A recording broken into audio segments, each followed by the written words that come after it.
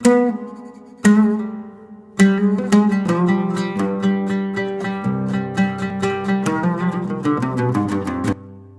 مساء الفل. عمرك وانت بتشتري السفندي او يوسف افندي سألت نفسك هو مين يوسف ده؟ وليه واخدين اسمه كمان افندي؟ يعني مثلا ليه ما بنقولش الاستاذ البرتقان، تفاح باشا؟ هاتوا كوباية الشاي وتعالوا نعيش حكاية يوسف افندي. ياه، مجمعنا عالطبلية وريحة زمان الفهية، أصل المثل وقصة أكلة وحكمة مصرية عافية، بين حارة وسكة وبيت قديم بنصون تراثنا العظيم.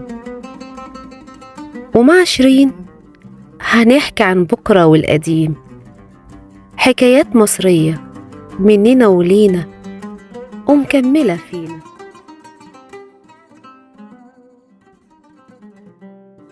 بيحكوا ان الحكاية مش اسمه دلع، لا، دي حكاية طموح، تجارة، وسيرة ذاتية.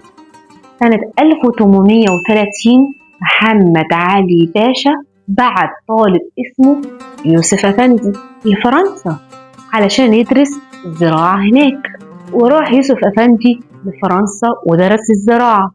وهو راجع يوسف أفندي من البعثة عطلت المركبة في جزيرة مالطا. يوسف أفندي مضيعش وقت خالص، فضل يتمشى ويتفرج في الأسواق لحد ما لقى فاكهة طعمها حلو واتجنن، واسمها ماندرين، موجودة في الصين وجنوب آسيا. فقرر يشتري 8 براميل من الماندرين ده ويزرعه في مصر.